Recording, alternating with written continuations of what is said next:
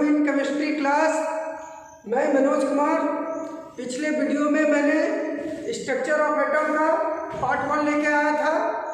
इस वीडियो में मैं स्ट्रक्चर ऑफ एटम चैप्टर 4 का पार्ट 2 लेके आया। ये क्लास 9 केमिस्ट्री के लिए सेकंड वीडियो है।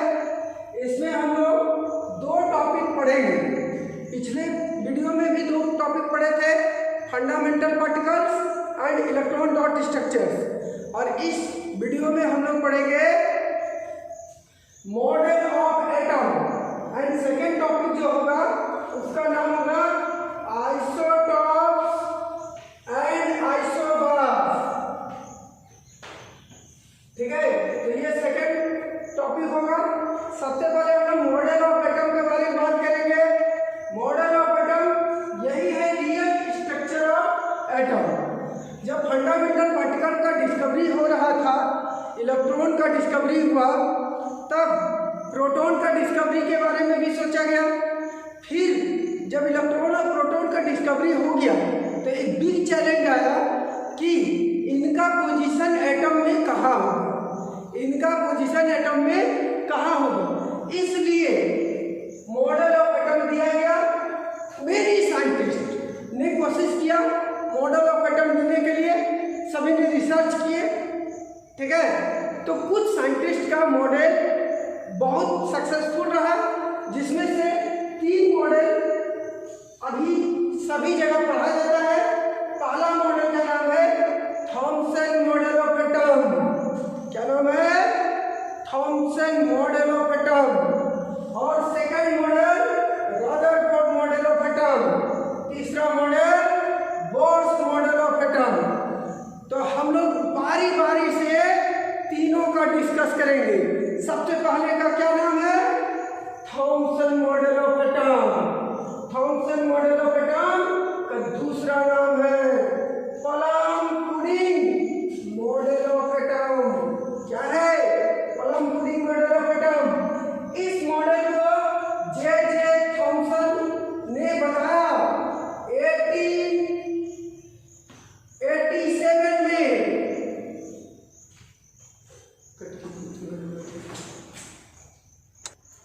तो क्या है ये? 1879 नहीं, 1879 है।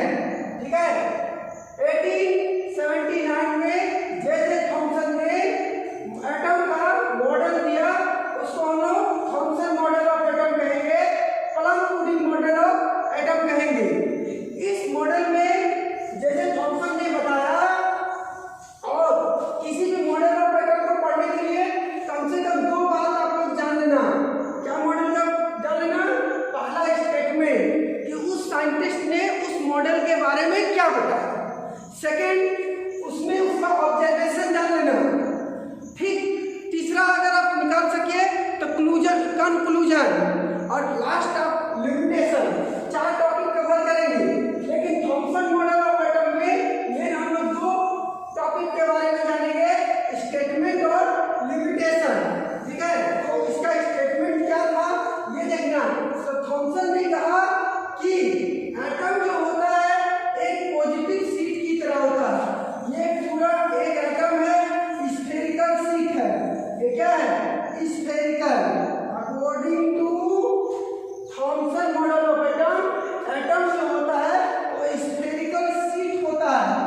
ठीक है, जो कि पॉजिटिव चार्ज होता है, पॉजिटिवली चार्ज स्फेरिकल सीट इन विच इसमें इलेक्ट्रॉन जो होता है वो क्या होता है? इम्बेडेड होता है। ये सभी क्या है? Electron, negatively charge electron. इसमें इलेक्ट्रॉन का उतना अमाउंट होता है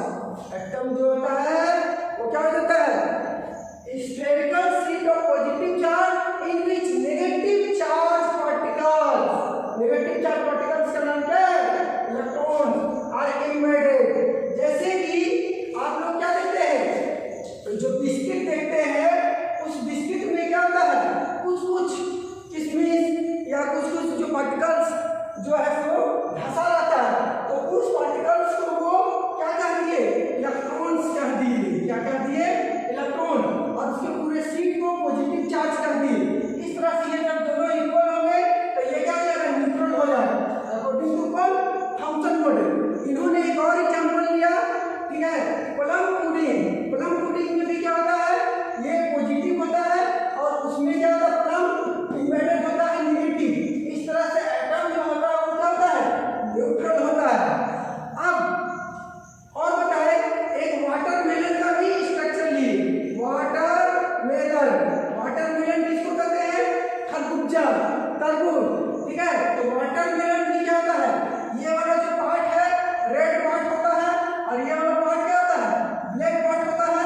तो ये रेड पार्ट को पॉजिटिव स्फीयर कहे और ब्लैक पार्ट को नेगेटिव कहे, और बताए कि ये दोनों का अमाउंट इक्वल होगा तो एटम क्या हो जाएगा, न्यूट्रल हो जाएगा। तो थॉमसन मॉडल को plum pudding model of atom कहते हैं, जिसका सपोर्ट वाटरमेलन के थ्रू क्लियर किया गया। इसका स्टेटमेंट क्या है, atom is spherical sheet of positive sphere. ये देखिए पॉजिटिव स्फीयर इन विच नेगेटिवली चार्ज पार्टिकल, ये जो नेगेटिवली चार्ज पार्टिकल्स है उसमें इम्बेडेड होते हैं, धासे होते हैं, ठीक है। तो थॉमसन मॉडल के बारे में आप ये जान लीजिए कि ये 1879 में इसको बताए, ये पॉजिटिव और इसमें इम्बेडेड है नेगेटिव, इसी को plum pudding model of atom कहते हैं। लेकिन ये जो मॉडल है 1879 में तो सक्सेसफुल रहा, लेकिन जैसे जैसे वक्त बीतते गया उस समय उसको कोई ऑब्जेक्शन नहीं किए, लेकिन जैसे जैसे वक्त बीतते गया बहुत से साइंटिस्ट ने सोचा कि क्या ये इलेक्ट्रॉन प्रोटॉन और जो इलेक्ट्रॉन और प्रोटॉन जो है क्या इसका पोजीशन यही है। तो इसके पोजीशन के लिए रदरफोर्ड ने क्या किया, रिसर्च किया और 1911 में एक क्या मॉडल ने दिया जिसको रदरफोर्ड मॉडल ऑफ एटम कहते हैं। तो जब रदरफोर्ड मॉडल ऑफ एटम आया तो ये जो मॉडल है, ये जो थॉमसन मॉडल ऑफ एटम है, ये उसके एक्सपेरिमेंट को सपोर्ट नहीं कर सका और इसलिए ये मॉडल क्या हुआ, रिजेक्ट हो गया। क्या हो गया, बहुत से साइंटिस्ट ने अपना अलग अलग मॉडल दिया, उस सब मॉडल को ये थॉमसन मॉडल सपोर्ट नहीं कर सका, इसलिए थॉमसन मॉडल क्या हुआ, रिजेक्ट हो गया। यही इसका लिमिटेशन है, यही इसका कमियां है। क्या है, this model of atom did not have any experimental evidence, इसका कोई एक्सपेरिमेंटल एविडेंस नहीं था, ठीक है, and therefore it was rejected. तो लेकिन ये 1879 में सक्सेसफुल रहा। अब हम लोग पढ़ेंगे रदरफोर्ड मॉडल ऑफ एटम। क्या पढ़ेंगे, रदरफोर्ड मॉडल ऑफ एटम। क्या पढ़ेंगे, रदरफोर्ड मॉडल ऑफ एटम। तो हम लोग पढ़ रहे हैं रदरफोर्ड मॉडल ऑफ एटम। ये model to overcome Thomson model है, Thomson model of atom. Thomson model of atom में जो कमी रह गया था, ठीक है, उसको दूर करने के लिए रदरफोर्ड ने 1911 क्या क्या एक एक्सपेरिमेंट किए और उस एक्सपेरिमेंट के थ्रू एक मॉडल दिए जिसको हम लोग क्या कहते हैं, Rutherford model of atom. Rutherford ने 1911 में जो एक्सपेरिमेंट किए उसका नाम है alpha particle scattering experiment. Rutherford ने 1911 में ये जानने का कोशिश किए कि एटम में ये जो इलेक्ट्रॉन और प्रोटॉन है, ठीक है, इलेक्ट्रॉन और प्रोटॉन, ठीक है, उसका क्या पोजीशन है। एक्चुअली वो पोजीशन ऑफ इलेक्ट्रॉन के बारे में ही जानने की कोशिश की। 1911 में रदरफोर्ड ने एटम का, इलेक्ट्रॉन का प्रेजेंस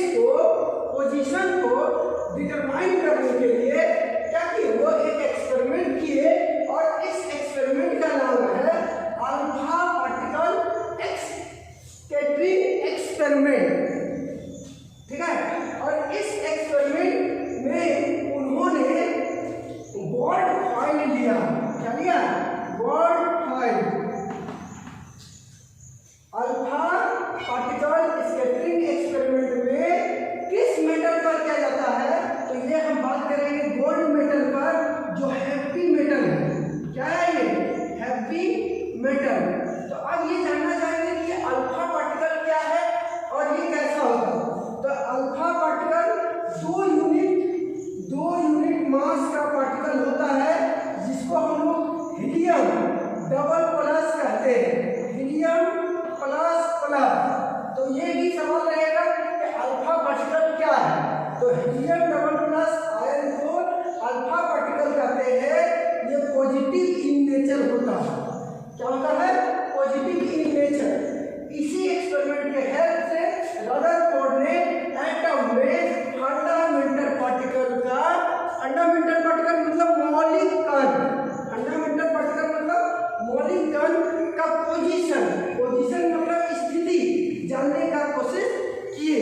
इसलिए उन्होंने क्या किया? एक एक्सपेरिमेंट किया। और वो एक्सपेरिमेंट क्या है आप लोग इसमें देखिए।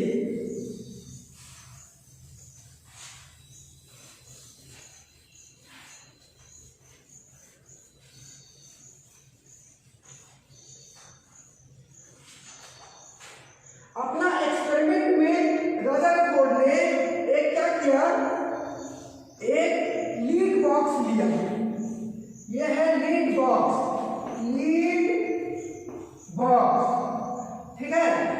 लीड बॉक्स इसलिए ताकि ये क्या करे? किसी से रिएक्ट न करे। तो इसमें उसने एक वेरी एक्टिव रेडियो पार्टिकल्स रखा। रेडियो एक्टिव पार्टिकल, और ये रेडियो एक्टिव पार्टिकल का नाम है रेडियम। रदरफोर्ड ने लीड बॉक्स में रेडियो एक्टिव पार्टिकल्स रखा। याद रखना, रेडियो एक्टिव पार्टिकल्स क्या होता है? ऐसे पार्टिकल जो कि कुछ क्या करे? इमिशन करे। क्या करे? इमिशन करे। जो लाइट इमिट करता है, लाइट इमिट करने वाले को हम लोग रेडियो एक्टिव पार्टिकल्स कहते हैं। आप लोग घड़ी पहनते हैं, घड़ी में रेडियम लगा रहता है, कुछ घड़ी में। तो रेडियम से कुछ न कुछ अपने आप क्या करता है? कुछ रेज निकलते रहता है, ठीक है। कुछ रेज इमिशन होता है। इसी रेज को अल्फा बीटा गामा कहते हैं। क्या कहते हैं? रेडियो एक्टिव पार्टिकल से अल्फा बीटा गामा का इमिशन होता है। तो रदरफोर्ड ने लीड बॉक्स लिया। लीड बॉक्स में क्या किए? उसने रेडियो एक्टिव पार्टिकल्स रखे और इसको वो क्या किए? यहाँ से रेज को प्रोडक्शन किए, और रेज को प्रोडक्शन किए तो यहाँ पर वो एक स्लाइड रख दिए। क्या रख दिए? स्लाइड। इसको कहते हैं स्लाइड, जिससे क्या है? कुछ ही रेज इससे पास हो रहा था। और यहाँ पर वो एक गोल्ड फॉइल रख दिए, एक वेरी थिन गोल्ड फॉइल रख दिए, गोल्ड फॉइल, ठीक है। और ये गोल्ड फॉइल को एक रेक्टेंगुलर, ये देखिए डिस्क में रखा गया। ये देखिए सर्कुलर डिस्क में कवर किया गया, ठीक है। अब जब ये रेज क्या हुआ? ये जो रेज है इसको हम लोग कहते हैं अल्फा रेज, अल्फा पार्टिकल्स, जिसको हेलियम डबल 2+ कहेंगे। जब ये इससे गया गोल्ड फॉइल से टकराया, ठीक है। तो टकराने से क्या हुआ? यहाँ पर ये कुछ रेज डायरेक्ट गया, ठीक है। कुछ रेज थोड़ा सा पास किया इस तरफ से। देखिए यहाँ पर ये रेज इस गोल्ड फॉइल से पास कर रहा है। यहाँ अल्फा रेज ये गोल्ड फॉइल से पास हो रहा है। कुछ रेज थोड़ा सा डिफ्लेक्शन करने लगा। ये देखिए कुछ रेज अधिक डिफ्लेक्शन करने लगा। उसमें से कुछ रेज जो है वो देखिए वो 90 डिग्री से एबव, इधर जाएगा एबव 90 डिग्री, एबव 90 डिग्री से डिफ्लेक्ट कर रहा है। क्या कर रहा है? डिफ्लेक्ट हो रहा है। और उसमें से कुछ रेज जो है ओनली 1 रेज वो रिटर्न हो गया। 1 among 20,000 अल्फा पार्टिकल्स, 20,000 रेज, ठीक है, एक वापस आ गए। अब ये एक वापस आके किसी किसी बुक में ये डाटा अलग अलग लगता है बच्चों, कहीं 12,000 रहेगा, कहीं ये 1 लाख रहेगा, ठीक है, और कहीं ये 20,000 रहेगा। जनरल बुक में आपको 20,000 रहते हैं। रदरफोर्ड जब एक्सपेरिमेंट किए तो कौन सा बॉक्स लिए, लीड बॉक्स, उसमें से कौन सा मेटल का यूज किए, तो रेडियो एक्टिव मेटल, जिसका नाम क्या है, रेडियो एक्टिव मेटल का नाम है रेडियम। रेडियम से वो अल्फा पार्टिकल्स निकाले, उसको स्लाइड से पास करके मोनोग्रामेट्री करके वो बोर्ड फॉइल के पास रखा। जब बोर्ड फॉइल से वो पास किया तो बहुत सारे इसका पास कर दिए, तो इससे वो बहुत सी चीज ऑब्जर्व किए। मैं आगे बताऊंगा क्या क्या ऑब्जर्व किए।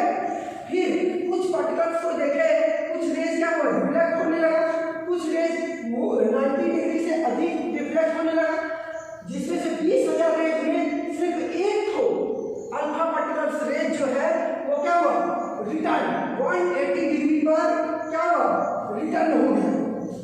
जब वो 180 डिग्री पर रिटर्न हो गया, ठीक है, ये वो हाँ, तब वो क्या देखे, ठीक है, जब ये रिटर्न हो गया तब वो बताए कि यहाँ पर कुछ ऐसा पार्टिकल्स है, इस बोर्ड पर में कुछ ऐसा पार्टिकल्स जरूर है जो कि इसी हीलियम पार्टिकल्स, इसी अल्फा पार्टिकल्स के जैसा है, और यही उसको क्या कर रहा, पास करने नहीं दे रहा है, और ये उसको रिटर्न भेज रहा है। तो रदरफोर्ड का माइंड में कुछ आया कि जरूर ऐसा कुछ पार्टिकल्स है। फिर उसको डिस्कवरी किया और इसी का नाम वो क्या दिए, न्यूक्लियस दे दिए। क्या दे दिए, तो रदरफोर्ड मेनली न्यूक्लियस का डिस्कवरी की। तो ये जो दिख रहा है आपको सर्कुलर, हाफ सर्कुलर, इसको इस स्क्रीन का नाम है, इस स्क्रीन ZnS से बना होता है, जिंक सल्फाइड का, ठीक है। जब ये पार्टिकल्स इसमें टकराता है तो ये कलर शो करने लगता है, ठीक है, अलग अलग अगर स्क्रीन होगा तो अलग अलग कलर शो करेगा, ठीक है। इसको ये देखिए यहाँ पर जो ये एडिशनल पार्टिकल्स है, इसको स्क्रीन के नाम से जानते हैं, ठीक है। ये देखिए इस तरह से स्क्रीन हुआ। तो रदरफोर्ड एक्सपेरिमेंट क्या है, आप लोग को फिर से समझा देते हैं। रदरफोर्ड एक्सपेरिमेंट एटम में फंडामेंटल पार्टिकल्स का पोजीशन को जानने के लिए 1911 में ई रदरफोर्ड के द्वारा किया गया, और ई रदरफोर्ड ने अपना एक एक्सपेरिमेंट किए जिसका नाम है अल्फा पार्टिकल स्कैटरिंग एक्सपेरिमेंट। और इस एक्सपेरिमेंट में रदरफोर्ड ने अल्फा पार्टिकल्स हीलियम पार्टिकल्स से गोल्ड फॉइल पर बौछार कराए, बम्बार्डमेंट कराए, और उसको स्क्रीन पर लिए। तो स्क्रीन देख रहा था कि क्या वहां पे हो रहा है ऑब्जर्वेशन के लिए। तो वहां देखिए कि गोल्ड फॉइल से लगभग बहुत से पार्टिकल्स विदाउट डिफ्लेक्शन पास कर जाते हैं, ठीक है। और इस तरह से वो बोल पाए कि ये जो एटम है, इस एटम में एम्प्टी स्पेस है, खाली जगह है, ठीक है। और फिर जो कुछ डिफ्लेक्ट किए उससे बताए कि उसका नेचर कुछ ऐसा वहाँ पार्टिकल्स है जो अल्फा पार्टिकल जो पॉजिटिव नेचर का है उसी तरह का वहाँ पर प्रेजेंट है, जिसके वजह से वो डिफ्लेक्शन स्टार्ट किया। लेकिन जब एकदम बीचों बीच में गया तो एक पार्टिकल रिटर्न हो गया सेम डायरेक्शन में, तो बोले कि वहाँ जरूर पॉजिटिव हैवी पार्टिकल्स है, और रदरफोर्ड ने इसी को न्यूक्लियस का नाम दिया। क्या दिए, न्यूक्लियस का नाम दिए, ठीक है। तो हम लोग यहाँ पर Rutherford model of atom, alpha particle scattering experiment देखे, और हमने पीछे इससे पहले ही बताया थॉमसन मॉडल ऑफ एटम में कि किसी भी मॉडल के लिए कम से कम 3-4 बात आप लोग को जान लेना चाहिए। पहला क्या, स्टेटमेंट, दूसरा क्या, ऑब्जर्वेशन, तीसरा क्या, उसे क्या कंक्लूजन आता है, और चौथा क्या, उसका लिमिटेशन। तभी ना खुद साइंटिस्ट क्या करेगा, और मॉडल क्यों दिया, जरूर उसको प्रॉब्लम रह गया होगा। तब हम लोग क्या करेंगे, रदरफोर्ड मॉडल ऑफ एटम का भी ऑब्जर्वेशन करेंगे, कंक्लूजन करेंगे, लिमिटेशन करेंगे। तो इससे पहले हम लोग क्या देखें, थोड़ा सा रिकैप, थोड़ा सा रिज्यूम करके देख लेते हैं। ठीक है, आपने देखा कि एक थीन वॉल्ड फॉइल है, ये क्या है, ये थीन वॉल्ड फॉइल। ठीक है, अब इस थीन वॉल्ड फॉइल पर क्या किया गया, अल्फा पार्टिकल का बॉम्बार्डमेंट किया गया, बॉम्बार्डमेंट, हिंदी में इसको कहते हैं बौछार, क्या कहते हैं, बौछार। जब इस पे अटैक किया गया तो यहाँ पर ये हुआ कि देखिए, ये जो है अल्फा पार्टिकल्स है, और ये अल्फा पार्टिकल डायरेक्ट पास कर गया, ये गोल्ड फॉइल में पास कर गया। इससे क्या पता चल रहा है, क्या वो ऑब्जर्वेशन किए, ठीक है, कि ये अल्फा पार्टिकल पास कर गया, लेकिन कुछ अल्फा पार्टिकल्स क्या किए, वो उससे थोड़ा सा डिफ्लेक्ट हो गए, ये वो अनडिफ्लेक्टेड, और ये क्या हुआ, ठीक है, minor deflected,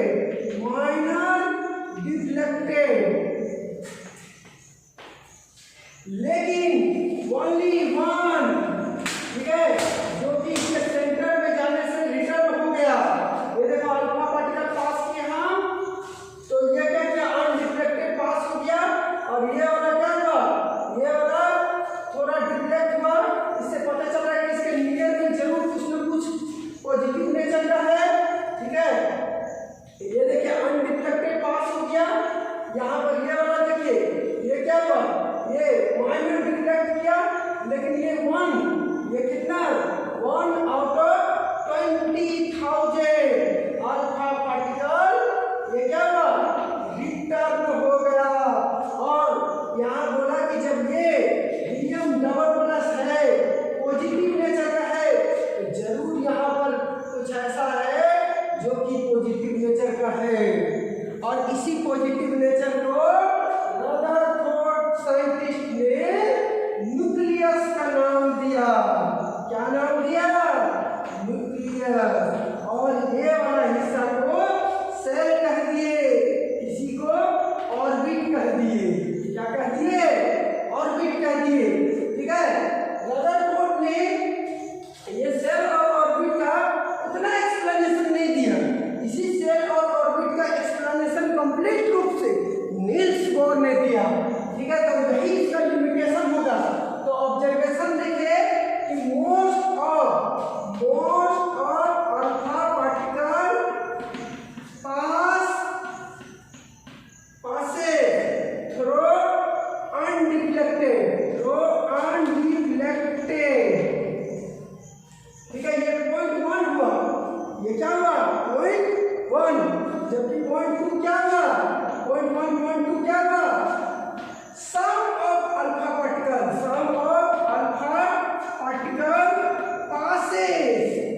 passes through minor deflection, ठीक है। और थर्ड में क्या हुआ,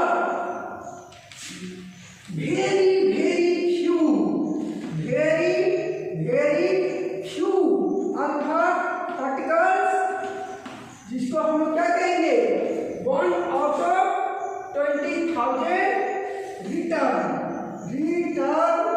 बैक, और इसी का वो नाम क्या रख दिए, इसी का नाम रख दिए न्यूक्लियस। तो हम देंगे ऑब्जर्वेशन, रदरफोर्ड ने अल्फा पार्टिकल एक्सपेरिमेंट किया, तो उसमें वो ऑब्जर्व किए, मेन 3 बात को ऑब्जर्व किए कि most of alpha particle pass करता है अनडिफ्लेक्टेड, जबकि कुछ जो अल्फा पार्टिकल्स है वो माइनर डिफ्लेक्शन करता है, और इसमें से एकदम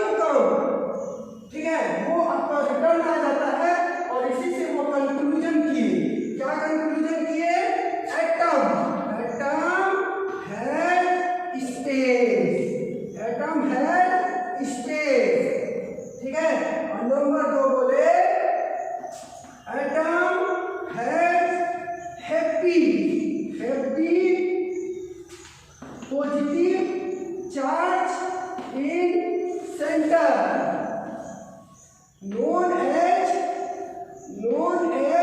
न्यूक्लियस। उसका नाम हम क्या रख दिए? न्यूक्लियस। क्या रख दिए? न्यूक्लियस। और इस तरह से रदरफोर्ड ने बोला कि एटम का जरूर बीच में क्या है, एक हैप्पी पॉजिटिव पार्ट है जिसके चारों ओर इलेक्ट्रॉन जो है वो क्या करता है, क्लाउड बनाकर रहता है। इलेक्ट्रॉन क्लाउड क्या बनाकर रहता है। और इसी ने बताया कि electron cloud revolves around center that is nucleus continuously and ये बोले कि जितना इलेक्ट्रॉन होता है उतना ही उसके सेंटर में पॉजिटिव पार्ट होता है। जितना इलेक्ट्रॉन होता है उतना ही उसके सेंटर में पॉजिटिव पार्ट होता है। तो इस तरह से एटम क्या हो गया, इसमें इलेक्ट्रॉन और पॉजिटिव पार्ट कैंसिल हो गया और वो बोले न्यूट्रल है। क्या बोलती है? न्यूट्रल है। ठीक है। और यही बात रदरफोर्ड के लिए प्रॉब्लमेटिक हो गया। यही बात रदरफोर्ड के लिए प्रॉब्लमेटिक हो गया कि वो बोलते हैं कि इलेक्ट्रॉन जो है न्यूक्लियस के चारों ओर रिवॉल्व करता हुआ कंटिन्यूअसली और एटम क्या है, ये इलेक्ट्रॉन इक्वल है पॉजिटिव पार्ट का, तो ये क्या हो गया, न्यूट्रल हो गया। ठीक है। लेकिन अदर साइंटिस्ट क्या बोले? अदर साइंटिस्ट बोले कि यदि इलेक्ट्रॉन क्या कर रहा है, इस सेंटर पॉजिटिव पार्ट का चारों ओर रिवॉल्व कर रहा है कंटिन्यूअसली, तो जरूर एक ऐसा वक्त आएगा जब उस इलेक्ट्रॉन का एनर्जी क्या हो जाएगा, धीरे धीरे खत्म हो जाएगा। अगर इलेक्ट्रॉन धीरे धीरे खत्म हो जाएगा तो वो क्या करेगा, वो न्यूक्लियस में जाकर मिक्स हो जाएगा। अगर न्यूक्लियस में जाकर मिक्स हो जाएगा तो क्या हो जाएगा, एक ऐसा वक्त आएगा इलेक्ट्रॉन पॉजिटिव और प्लस चार्ज जब मिक्स हो जाएगा तो वो अनस्टेबल हो जाएगा। क्या हो जाएगा, अनस्टेबल।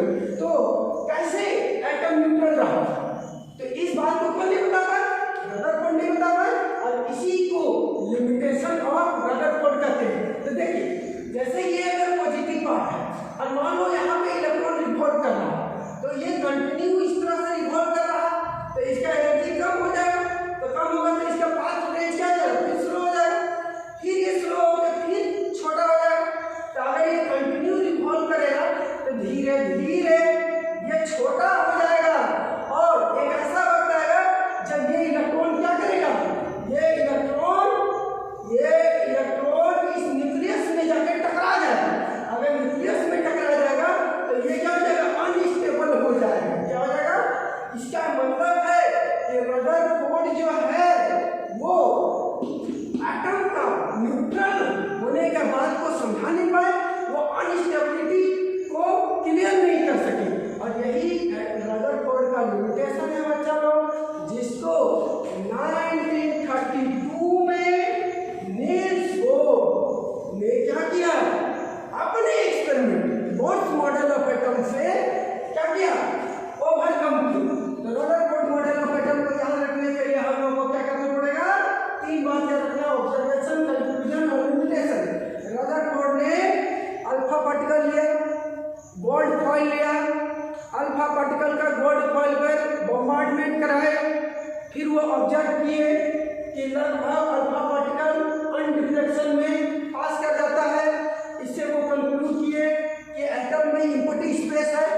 फिर रदरफोर्ड देखे कि कुछ पार्टिकल्स क्या है, माइनर एंगल से डिफ्लेक्ट करता है। इसका मतलब एटम का सेंटर में जरूर कुछ न कुछ पार्टिकल्स है जो कि उसी का नेचर का है, जिसकी वजह से वो अपना रास्ता चेंज कर रहा है। फिर देखे कि एक पार्टिकल 20,000 में रिटर्न आ गया और इससे पता है कि अगर सेम डायरेक्शन में रिटर्न आ गया मतलब वहाँ हेवी पॉजिटिव पार्ट है और इस हेवी पॉजिटिव पार्ट को न्यूक्लियस कहे। और लास्ट में वो बताया ओवरऑल कि एटम के सेंटर में पॉजिटिव पार्ट होता है जिसके चारों ओर इलेक्ट्रॉन क्या करता है, रिवॉल्व करते रहता है। लेकिन ये वो बताएं कि ये कंटिन्यूअस रिवॉल्व करते रहता है, इलेक्ट्रॉन प्रोटॉन का इक्वल होता है। इस बट वो एक बात बोलिए कि कंटिन्यूअसली इसी बात को अदर साइंटिस्ट ने पकड़ लिया और बोला कि अगर वो कंटिन्यू रिवॉल्व कर रहा है तो एक ऐसा वक्त आएगा जब क्या हो जाएगा, एनर्जी उस इलेक्ट्रॉन का खत्म हो जाएगा और वो प्रोटॉन के साथ टकरा जाएगा, इस तरह से एटम अनस्टेबल होगा। तो आपका ये जो मॉडल है ये गलत साबित हो गया, ठीक है। इसी को ओवरकम करने के लिए 1932 में नील्स बोर आए और अपना मॉडल दिए, बोर्स मॉडल ऑफ एटम। आइए हम उसके बारे में स्टडी करते हैं, समझ गए। तो अब हम लोग पढ़ रहे हैं बोर्स मॉडल ऑफ एटम। क्या पढ़ रहे हैं? ये bourse model of atom Rutherford model of atom का ओवरकम है। क्या है ये? रदरफोर्ड मॉडल ऑफ एटम जो प्रॉब्लम कर दिया, नहीं समझा सका स्टेबिलिटी ऑफ एटम को, उसी को समझाने के लिए बोर्स मॉडल है। कब आया? 1932 में, ठीक है। 1932 में नील्स बोर ने बताया कि electron is revolving around the nucleus. यही बात कौन बताती? रदरफोर्ड इन ए वेल डिफाइंड सर्कुलर पाथ। यही बात को नील्स बोर ने बताया कि न्यूक्लियस के अराउंड में इलेक्ट्रॉन रिवॉल्व करता है, लेकिन वेल डिफाइंड सर्कुलर पाथ में करता है। कौन सा पाथ में? वेल डिफाइंड सर्कुलर पाथ में। इसी बात को कौन नहीं बताए थे? इस बात को रदरफोर्ड ने नहीं बताया था कि वेल डिफाइंड, सिर्फ इतना बोल देते तो क्लियर हो जाता। तो बोर्स ने बोला कि इलेक्ट्रॉन जो है वो रिवॉल्व करता है न्यूक्लियस के अराउंड में। कैसे? वेल डिफाइंड सर्कुलर पाथ, वो भी क्या? फिक्स रेडियस एंड एनर्जी, ठीक है। मतलब अलग अलग इलेक्ट्रॉन, जैसे एक एटम का बहुत सा क्या होता है? एनर्जी लेवल होता है। इसी एनर्जी लेवल को कौन बताया? बोर्स मॉडल ने बताया। वेल डिफाइंड सर्कुलर पाथ बताया जिसका फिक्स्ड रेडियस है। अगर फिक्स्ड रेडियस मतलब कि एटम है जिसका ये न्यूक्लियस है और यहाँ से लेके ये मान लो ये R1 एक फिक्स्ड रेडियस है, ठीक है। ये R1 क्या है? ये चेंज होने वाला नहीं है, तो फिक्स्ड रेडियस है। इसका मतलब यहाँ तक जो इलेक्ट्रॉन कलाउड होगा वो मैक्सिमम कितना होगा? वो 2 इलेक्ट्रॉन होगा, एक इलेक्ट्रॉन और एक इलेक्ट्रॉन। जब ये 2 इलेक्ट्रॉन है, ठीक है, तो 2 इलेक्ट्रॉन मतलब ये फिक्स पाथ है, तो फिक्स पाथ में फिक्स नंबर ऑफ इलेक्ट्रॉन होगा। जैसे मान लो तुम लोग जिस बेंच पे बैठे हो, तो बेंच में एक बेंच में कितना बैठे हो? एक बेंच में 2 स्टूडेंट को बैठने का, तो 2 की जगह 20 थोड़े बैठ जाओगे जी। जब 2 है तो 2 ही बैठोगे, एक भी बैठ सकते हो, नहीं भी बैठ सकते हो, लेकिन 2 की जगह 3 नहीं बैठ सकते हो। समझ में आया कि नहीं? मतलब फिक्स्ड है, तुम्हारा सीट फिक्स्ड है। उसी तरह से नील्स बोर ने बोला कि न्यूक्लियस के चारों ओर एक फिक्स्ड रेडियस का, फिक्स्ड एनर्जी का सर्कुलर पाथ होता है और इसी सर्कुलर पाथ को हम लोग क्या कहते हैं? एनर्जी लेवल कहते हैं। क्या कहते हैं? एनर्जी लेवल, ठीक है। और इसी एनर्जी लेवल का नाम रख दिए सेल, और इसी सेल को कहते हैं ऑर्बिट, और इसी सेल और ऑर्बिट का नाम है KLMN। और ये स्लो समझ में आया कि नहीं? तो हम आपको पिछले वीडियो में थोड़ा समझा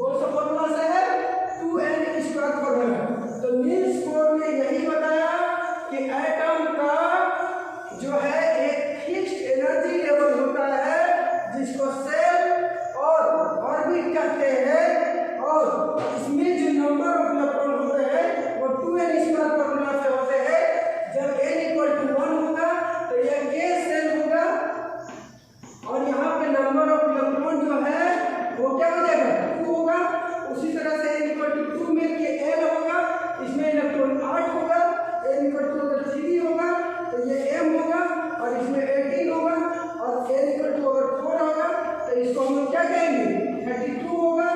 और इसे याद रखने के लिए 2n इस पर फॉर्मूला फिर याद रखेंगे और ये हमने क्या क्या स्ट्रक्चर बनाया, समझ में आया? तो यही बात को बोर्ड्स मॉडल ऑफ एटम बताए। बोर्ड्स मॉडल ऑफ एटम, तो हम लोग boards model of atom complete करने के साथ साथ स्ट्रक्चर ऑफ एटम में जो थर्ड पार्ट था मॉडल ऑफ एटम, ठीक है, मॉडल ऑफ एटम इसको कंप्लीट किए। क्या मॉडल ऑफ एटम कंप्लीट किए? एक Thompson model of atom, Thomson model of atom, दूसरा क्या सीखे रदरफोर्ड मॉडल ऑफ एटम और तीसरा बोर्ड्स मॉडल ऑफ एटम। इस थॉमसन मॉडल ऑफ एटम को क्या कहते हैं? Column pudding, column pudding model of atom. Rutherford model में हमने क्या पढ़ा? अल्फा पार्टिकल स्कैटरिंग एक्सपेरिमेंट और बोर्ड्स मॉडल में हमने देखा स्टेशनरी स्टेट, स्टेशनरी स्टेट, ठीक है। तो अभी तक जो सक्सेसफुल मॉडल है ये तीनों है, लेकिन हम लोग बोर्ड्स मॉडल ऑफ एटम का ही हम लोग अधिकतर डिस्कस करेंगे।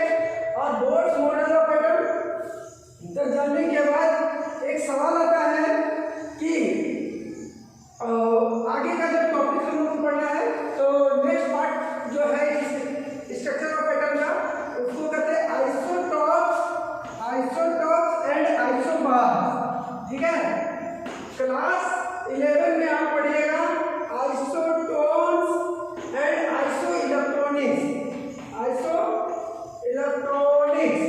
तो मैं इन दोनों का भी डिस्कस इस वीडियो में ही थोड़ा सा बता दूंगा, लेकिन आइसोटोप और आइसोबार का थोड़ा डिटेल देखेंगे, ठीक है।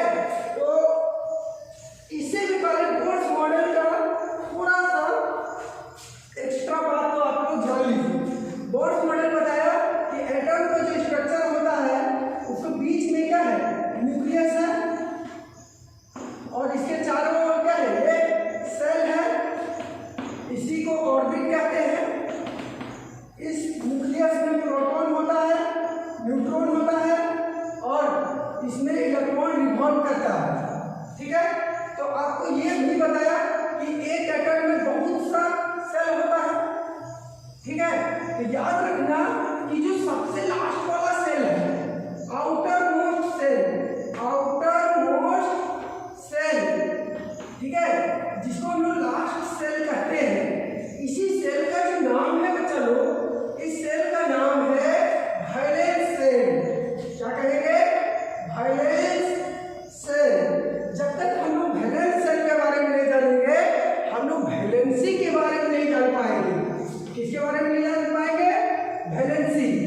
और वैलेंसी अगर नहीं जान पाएंगे तो हम लोग किसी भी मॉलिक्यूल का, किसी भी कंपाउंड का हम लोग क्या करेंगे? फॉर्मूला नहीं लिख पाएंगे। इसलिए बोर्ड्स मॉडल को जानने के लिए हम लोग क्या करेंगे? ये वैलेंस सेल भी जानेंगे और वैलेंसी भी जानेंगे। बोर्ड्स मॉडल में एक एटम का जो सबसे आउटर मोस्ट सेल होता है, उस सेल को हम लोग वैलेंस सेल कहते हैं।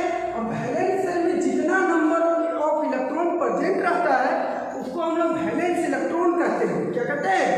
अब ये वैलेंस इलेक्ट्रॉन या तो लॉस करके या तो गेन करके अपना ऑक्टेट कंप्लीट करता है। क्या करता है? ऑक्टेट। और ऑक्टेट कंप्लीट होने के बाद वो स्टेबिलिटी में कन्वर्ट हो जाता है। किसमें कन्वर्ट हो जाता है? स्टेबिलिटी में। तो ऑक्टेट उसके लिए स्टेबिलिटी के बारे में बताता है। और इसी से हम लोग क्या करेंगे? किसी भी मॉलिक्यूल का, किसी भी कंपाउंड का फॉर्मूला को लिख पाएंगे। समझ गए कि नहीं? तो चलो हम लोग सबसे पहले कुछ वैलेंस सेल के बारे में जान लेते हैं और वैलेंसी के बारे में जान लेते हैं। वैलेंस सेल और वैलेंसी का क्या है? वैलेंस को हिंदी में कहते हैं संयोजक, संयोजक कक्षा। क्या कहेंगे? संयोजक कक्षा। तो वैलेंस सेल में उसको संयोजक कक्षा कहेंगे, और इसमें जो इलेक्ट्रॉन होंगे उसको हम लोग संयोजक इलेक्ट्रॉन कहेंगे। क्या कहेंगे? संयोजक इलेक्ट्रॉन कहेंगे। और ऑक्टेट कंप्लीट करने के लिए या तो ये इलेक्ट्रॉन को क्या करेगा, लॉस ऑफ इलेक्ट्रॉन या तो gain of electron. Gain of electron, जब वो लॉस ऑफ इलेक्ट्रॉन करेगा और गेन ऑफ इलेक्ट्रॉन कहेगा तो इसका जो नंबर होगा उसी को हम लोग क्या कहेंगे, वैलेंसी कहेंगे। और इसी वैलेंसी को हिंदी में संयोजकता कहते हैं। क्या कहते हैं? संयोजकता कहते हैं। क्या कहते हैं? संयोजकता कहते हैं। वैलेंसी को संयोजकता कहते हैं। तो वैलेंस इलेक्ट्रॉन और वैलेंसी का कंसेप्ट के लिए हम लोग को इलेक्ट्रॉन डिस्ट्रीब्यूशन भी जानना पड़ेगा। इलेक्ट्रॉन डिस्ट्रीब्यूशन जो कि इलेक्ट्रॉन को KLM सेल में अरेंज करना है। जैसे अगर मैं सोडियम ले तो इसका एटॉमिक नंबर आपको कितना बताया गया है? 11। तो इसका कॉन्फ़िगरेशन क्या है? पहला सेल में 2, दूसरा सेल में A, तो 2 और 8 कितना हुआ? K और L, ये वो 10, एक और बच गया 1, तो ये हो गया M। तो ये हो गया वैलेंस इलेक्ट्रॉन। इसका वैलेंस इलेक्ट्रॉन जो है वो कितना है? 1 है। लास्ट में जो इलेक्ट्रॉन होता है उसको वैलेंस इलेक्ट्रॉन कहेंगे। सिमिलरली अगर हम क्लोरीन का बात करें तो क्लोरीन का एटॉमिक नंबर कितना होता है? 17 होता है। इसका इलेक्ट्रॉन कॉन्फ़िगरेशन 2-8 कितना हुआ? 2-8, यहाँ पर 7 देना पड़ेगा, KLM। तो लास्ट वाला सेल 1 है और लास्ट सेल ये है। और इसका जो वैलेंस इलेक्ट्रॉन है वो क्या है? वैलेंस इलेक्ट्रॉन, ये लास्ट वाला इलेक्ट्रॉन हुआ, ये हुआ 7। तो हम लोग लास्ट में जो भी इलेक्ट्रॉन होता है आउटर मोस्ट सेल में उसी को वैलेंस इलेक्ट्रॉन कहते हैं। और वैलेंस इलेक्ट्रॉन या तो लॉस करके या तो गेन करके ऑक्टेट कंप्लीट करे। तो यहाँ पर देखिए, यहाँ 7 है तो इसको एक इलेक्ट्रॉन गेन करने में क्या हो जाएगा? गेन ऑफ 1 इलेक्ट्रॉन इजी होगा, इसलिए इसका वैलेंसी जो होगा वो कितना होगा?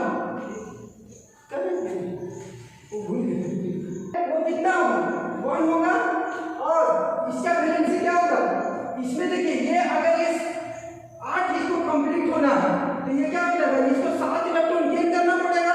तो अगर 7 इलेक्ट्रॉन गेन करना पड़ेगा तो ये एक को इलेक्ट्रॉन को अगर लॉस कर देगा तो यहाँ 7 इलेक्ट्रॉन रिक्वायर्ड टू कंप्लीट 8।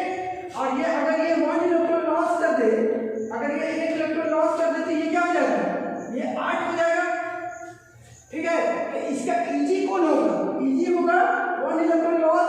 तो इसका जो वैलेंसी है, इसका वैलेंसी कितना हुआ? ये 1 हुआ, तो ये हुआ। ठीक है, तो इलेक्ट्रॉन यहाँ पे लॉस किया 1 और यहाँ पे इलेक्ट्रॉन गेन किया 1। इसी तरह से अगर दूसरे एलिमेंट का हम बात करें, अगर हम लोग यहाँ पर क्या करें, मैग्नीशियम का बात करें तो मैग्नीशियम 12 होता है, 282। तो अगर ये 2 इलेक्ट्रॉन को लॉस कर दे तो ये ऑक्टेट कंप्लीट हो जाएगा। तो इसका वैलेंस इलेक्ट्रॉन क्या हो जाएगा?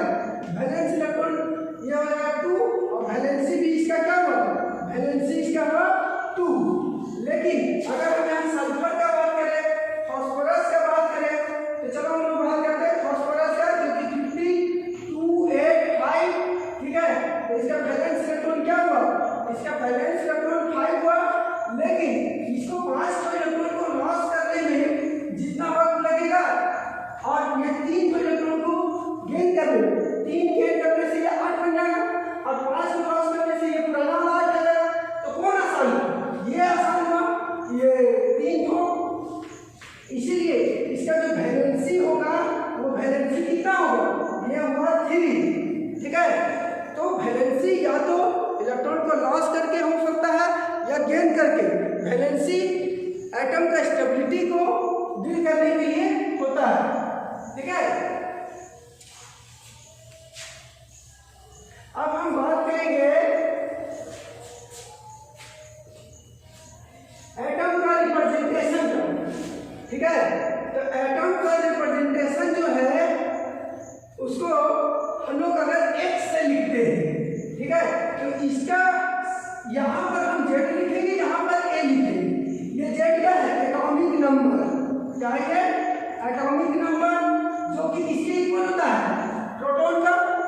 ये क्या है, एटॉमिक मास जो किसके इक्वल होता है, प्रोटॉन प्लस न्यूट्रॉन पर। ठीक है, तो हम लोग क्या करेंगे, कुछ एलिमेंट देखेंगे और उस एलिमेंट में क्या होगा, प्रोटॉन का नंबर क्या होगा, इलेक्ट्रॉन का नंबर क्या होगा, न्यूट्रॉन का नंबर, इसको देखेंगे। यहाँ हमने देखा सोडियम, तो सोडियम का एटॉमिक नंबर जो है वो 11 है और मास नंबर क्या है 23 है। इसी तरह से क्लोरीन का एटॉमिक नंबर क्या है 17 है, मास नंबर क्या है 35.5 है। ठीक है, ये ऑक्सीजन का 8 और ये क्या है 16, 8 क्या हुआ एटॉमिक नंबर और ये 16 मास नंबर। इसी तरह से अगर हाइड्रोजन का देखिए तो एटॉमिक नंबर 1 और मास नंबर 1, ये हुआ Z और ये हुआ A। अब हम यहाँ पर ये चीज देखेंगे ऑक्सीजन का, ठीक है, ये क्या नाम है हाइड्रोजन का, तो ऐसा भी आप देखिएगा कहीं कि ये 1 रहता है और ये 2 रहता है, यहाँ Z हुआ यहाँ A हुआ। फिर ये हाइड्रोजन देखिए तो ये 1 है ये 3 है, तो ये Z हुआ ये A हुआ। आप देख सकते हैं कि हाइड्रोजन का बहुत सा स्टेट है जिसमें एटॉमिक नंबर क्या है सेम है लेकिन मास नंबर क्या है चेंज है। ठीक है, तो इस तरह का जो स्पीशीज होता है, इस तरह का स्पीशीज को हम लोग आइसोटॉप के नाम से जानते हैं। क्या जानते हैं, isotope. Isotopes are species having same number of atomic number but different mass number। ठीक है, तो बहुत सा स्पीशीज है जिसके पास एटॉमिक नंबर सेम होता है और मास नंबर डिफरेंट होता है। इस तरह का स्पीशीज को हम लोग आइसोटॉप्स कहते हैं। क्या कहते हैं, आइसोटॉप्स कहते हैं। तो हम लोग यहाँ पर देखें आइसोटॉप्स के बारे में देखें तो साथ में हम लोग आइसोटॉप्स भी पढ़ लेते हैं। तो आइसोटॉप्स क्या है, ऐसा स्पीशीज जिसके पास एटॉमिक नंबर सेम है लेकिन मास नंबर क्या है डिफरेंट है, उसको हम लोग आइसोटॉप्स कहते हैं। लेकिन आइसोबार्स क्या है, इससे उल्टा। आइसोबार्स स्पीशीज है जिसमें सेम क्या है मास नंबर बट डिफरेंट कौन है एटॉमिक नंबर, तब उसको हम लोग क्या कहते हैं आइसोबार्स। इसके बाद हम लोग आइसोटॉप्स और आइसोइलेक्ट्रॉनिक्स भी देखेंगे। तो यहाँ पर एक चीज देख लीजिए बच्चों लोग, या हाइड्रोजन हमने देखा कि हाइड्रोजन का बहुत सा स्टेट 1 1 1, ये सभी क्या है एटॉमिक नंबर है। ठीक है, एटॉमिक नंबर सेम है, सबका एटॉमिक नंबर सेम, और ये इसका क्या है मास नंबर है। ठीक है, ये है मास नंबर, और आप यहाँ देखिए ये मास नंबर डिफरेंट है। तो ये हो गया आइसोटॉप। कार्बन भी आइसोटॉप शो करता है, कार्बन का एटॉमिक नंबर 6 दोनों सेम। ठीक है, और इसका जो मास नंबर है ये कभी 12 होता है कभी 14 होता है। तो इस तरह से आप देख सकते हैं कि ये आइसोटॉप्स है। इसी तरह से नाइट्रोजन भी आइसोटॉप शो करता है, नाइट्रोजन का 7 7, ये 14 और ये 15। तो बताओ तो नाइट्रोजन का एटॉमिक नंबर 7 है और मास नंबर क्या 14, यहाँ पर क्या 15, तो ये दोनों डिफरेंट है, mass number different, isotope, atomic number same, isotope. ठीक है, ऑक्सीजन भी शो करता है, बहुत से एग्जांपल है। लेकिन अब हम बात करेंगे आइसोबार्स की। तो आइसोबार्स क्या है, जैसे यहाँ पे फास्फोरस को देख लीजिए, क्या देख लीजिए फास्फोरस को और सल्फर को। तो फास्फोरस और ये फास्फोरस और सल्फर की जगह पे आप क्या कीजिए क्लोरीन को देख लीजिए। ठीक है, क्लोरीन, आर्गन, पोटेशियम। तो क्लोरीन का होगा 17 18 और ये 19, और कैल्शियम का देखिए ये है 20। ठीक है, तो यहाँ पर एक चीज देखिए ये 18 19 20 है, इसका होगा 40 समटाइम, ये भी 40 समटाइम, ये भी 40 समटाइम। ये देखिए मास नंबर सेम है, ये मास नंबर क्या है सेम है, और ये एटॉमिक नंबर क्या है डिफरेंट है। तो इस तरह से ये क्या किया आइसोटॉप्स हो गया। क्लोरीन का जो है वो आइसोटॉप्स हो करता है, ये 17 ये 17 ये 35 और ये 37। ठीक है, तो यहाँ एटॉमिक नंबर और मास नंबर दोनों डिफरेंट हो, लेकिन नंबर ऑफ इलेक्ट्रॉन सेम हो। आइसो इलेक्ट्रॉनिक में एटॉमिक नंबर मास नंबर दोनों डिफरेंट हो, लेकिन नंबर ऑफ यहाँ पे न्यूट्रॉन सेम होगा और यहाँ पे इलेक्ट्रॉन सेम होगा। आइसो इलेक्ट्रॉनिक में इलेक्ट्रॉन सेम होता है, आइसोटोन में न्यूट्रॉन सेम होता है। आइसोटोन में क्या सेम होता है? न्यूट्रॉन। तो हम लोग पूरे वीडियो में क्या देखे? स्ट्रक्चर ऑफ एटम क्लास 9 का चैप्टर 4 है, इसको 4 पार्ट में देखे। पहला फंडामेंटल पार्टिकल, जिसको ईट पगनाथ से हमने देखा, डिस्चार्ज ट्यूब से उसका क्या क्या एक्सपेरिमेंटल सपोर्ट देखा। फिर हम लोगों ने ये देखा एटॉमिक नंबर और मास नंबर। तो एटॉमिक नंबर को देखा, number of proton present in atom, और एटॉमिक मास हमने देखा number of proton plus neutron. इसको हम लोग जेड से लिखे थे, इसको ए से लिखे थे। जब हम इसको अननोन, ये है अननोन एलिमेंट है ये, तो इसका ये देखो यहाँ पर हम लिखते हैं एटॉमिक नंबर और यहाँ पर क्या लिखते हैं? Mass number. ये है एटॉमिक नंबर और ये क्या है? Mass number. तो आपने यहाँ पर देख लिया कि किस तरह से कार्बन को 6 और ये 12 लिखे। तो कार्बन का ये 6 हुआ एटॉमिक नंबर और ये 12 हुआ मास नंबर। तो यहाँ पे बोला जाएगा कि बताइए कि इलेक्ट्रॉन क्या है, प्रोटॉन क्या है और न्यूट्रॉन क्या है, एटॉमिक नंबर क्या है और एटॉमिक मास क्या है। तो हम लोग कैसे निकालेंगे? यहाँ पर देखिए atomic number Z equal to क्या होगा बताओ? यहाँ Z इक्वल टू, यहाँ से देख सकते हैं ये हुआ 6, ठीक है। और ये देखिए यहाँ से ये Z निकाल लिए, ये मास नंबर कैसे निकालेंगे? A बराबर प्रोटॉन प्लस न्यूट्रॉन। तो अब हम लोग को यहाँ पे प्रोटॉन जानना है, तो प्रोटॉन क्या है? Z के बराबर होता है, तो प्रोटॉन Z हुआ 6, ठीक है। अब यहाँ पे हम लोग को A बराबर क्या दिया है?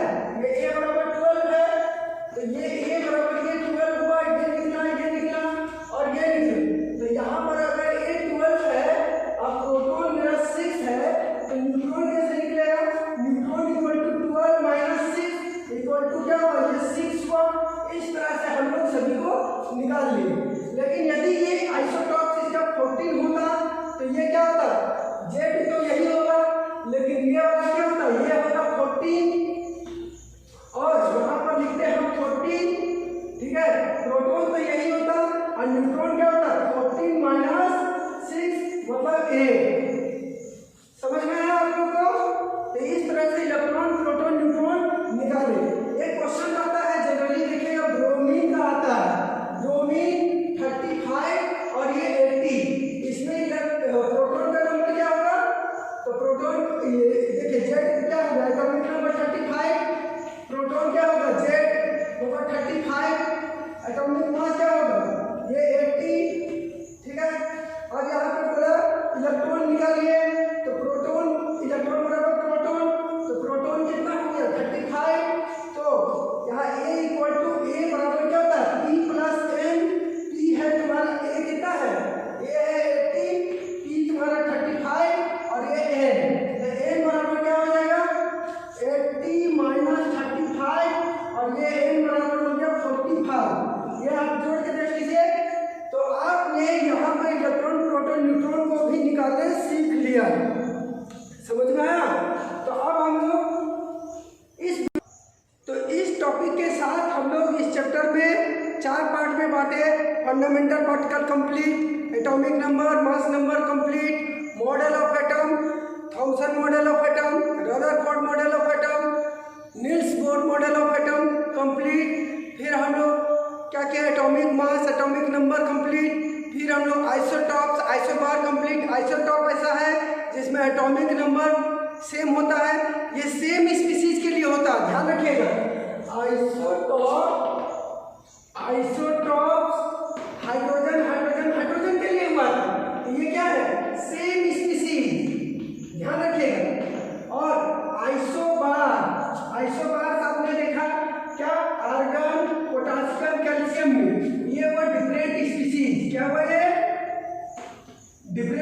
स्पीसीज। इसी तरह से आइसोटोन्स,